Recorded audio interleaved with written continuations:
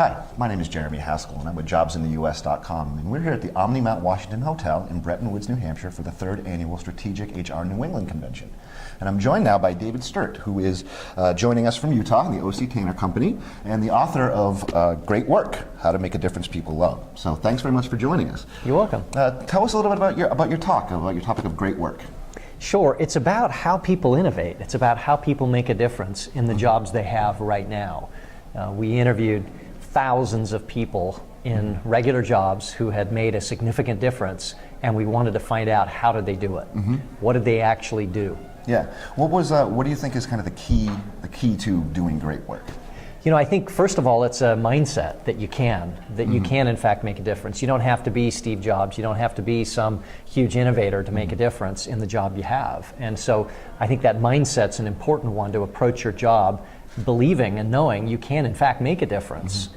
And then I think there's just a few practical things that we observed in all of this research that people do that really contribute to the outcome. Pulling it together. What do you think is one of the things that really holds people back from kind of getting into that mindset? I know that can be a challenge for a lot of folks. So yeah. How do you think they can overcome that?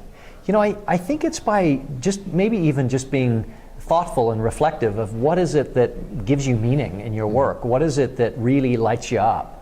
And usually when people examine that and they look at their backgrounds, they'll discover that the high points, the moments that really stood out in their careers were those times when in fact they were making a difference. And the times when you feel kind of flat and in a rut, it's because you haven't been doing that. And so I think when people think about it and think about what delivers the most value to them personally, it's innovating, it's doing great work. And that's the very thing that their organizations hope you do. And so when you bring those two things together, I think it becomes easier to just approach your work that way and go after it. Yeah, absolutely. Now, coming from an HR perspective, obviously that's kind of, our roles are to get people motivated to do those things. What are some things that organizations can do? Or what are some things that they really aren't doing now that they should start that we can kind of help to boost that innovation amongst their employees? Sure, that's a great question. And there's probably a number of things.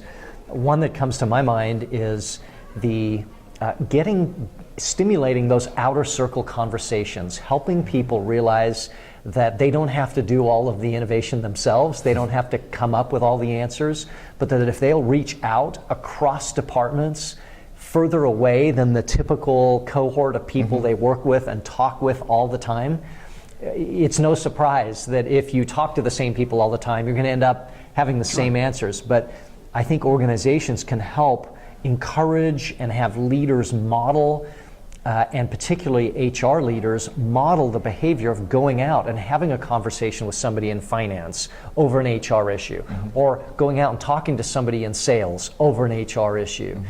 The more that I think that starts to happen, the more people feel enabled to not just live in their little silo, but to actually go have those conversations. And when those conversations start happening more frequently, it becomes the cultural norm, instead of what often I find today is that's not the cultural norm, and so people are hesitant to do that.